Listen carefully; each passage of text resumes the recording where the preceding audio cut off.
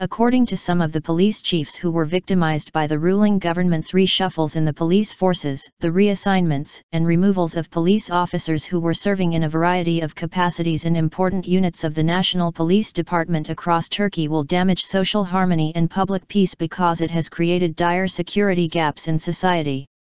After a high-profile graft probe went public on December 17, 2013, implicating 53 people, including bureaucrats, prominent businessmen, and the sons of 3 ministers from the ruling Justice and Development Party, AK Party, and people from the inner circles of then Prime Minister and current President Recep Tayyip Erdoğan. Thousands of police officers, including those who carried out the graft probe, were transferred or suspended by the government based on reports prepared by police inspectors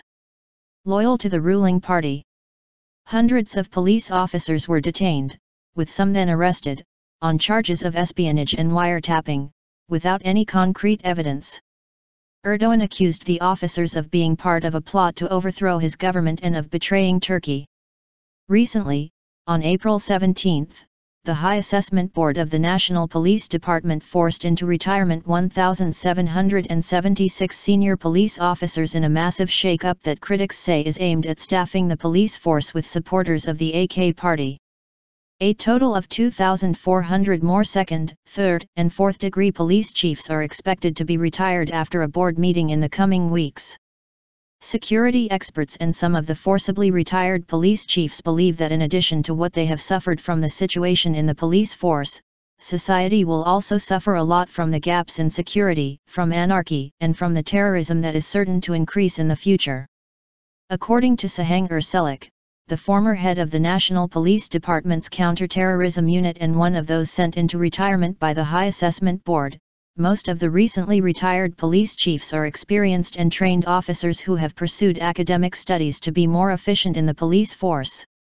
Selik told Sunday's Zaman that the upcoming election and closed-door settlement process to solve the country's Kurdish issue may result in violent public incidents. However, a large number of veteran police officers who are experienced in counter-terrorism, public security, and other units were sent away from their jobs as part of the reshufflings by the government, Selik said. Selik believes that the unlawful treatment of police officers loyal to the Constitution will be legally proscribed by the Constitutional Court. If not, it will be proscribed by international courts because accusing someone of membership in a parallel structure has no legal basis and cannot be a reason to suspend or retire a police officer, Selik said. Erdoğan and AK party circles claim that a parallel structure within the state was trying to overthrow the ruling government via the 2013 graft probe. The term parallel structure was invented by Erdoğan to refer to sympathizers of the faith-based Gülen movement, also known as the Hizmet movement, and inspired by the views of prominent Turkish Islamic scholar Fethullah Gülen and especially those in the judiciary and police force. Another recently retired police chief, Serdar Ozlu, a former deputy police chief in the public security unit in Mersin province, told Sunday's Zaman that there has been an increase in unsolved murders in Turkey, which fell dramatically between 2003 and 2014. Ozlu noted that Turkey is losing its security memory after thousands of police officers, including those considered to be the brains of Turkey's police force due to their experience and training, have been transferred, suspended, or imprisoned by the AK party government ever since the 2 graft investigations became public in December 2013. Ozlu, who holds a doctorate in internal security, emphasized that some of his colleagues within the police department, who have experience working with the Organization for Security and Cooperation in Europe, OSCE, the FBI, and other international security organizations, and who surpassed the work efficiency standards of the National Police Department, were also let go without justification. The list of the police chiefs to be retired was planned by those mysterious people who profile police officers in the dark halls where they make decisions, Ozlu said. Those who call Gülen movement parallel once lined up to attend its programs. Murat Sedaner, a police chief detained and later released in a separate operation on July 22, 2014, and a founding member of the Association of Victims of Our Times, CMD, told Sunday's Zaman that politicians who refer to sympathizers of the Gulen movement as members of a parallel structure once lined up to attend programs such as the Turkish Olympiads, organized by institutions inspired by the movement, among them the Kim Seok-mu Foundation, only days before the December 17 graft probe. Meanwhile, Seadener stressed, most of the police officers who are said to belong to the parallel state may never have attended any of these events. Seadener emphasized that if by parallel those making accusations are referring to Gulen sympathizers, the entire AK party must be branded parallel.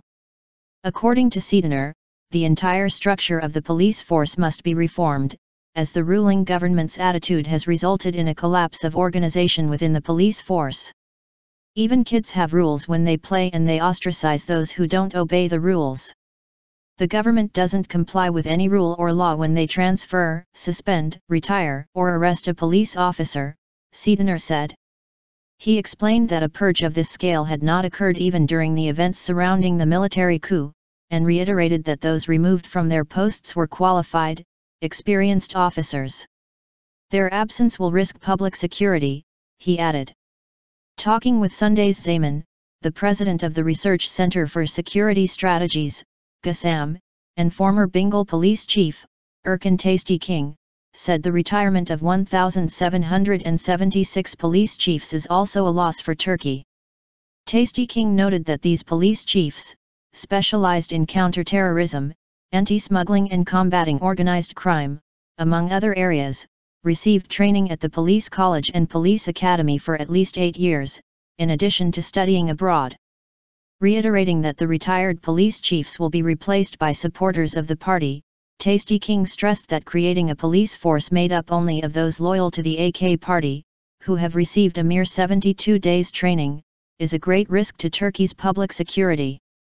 Some of the police officers acquired by the ruling government have been trained in fields that are unrelated to police work.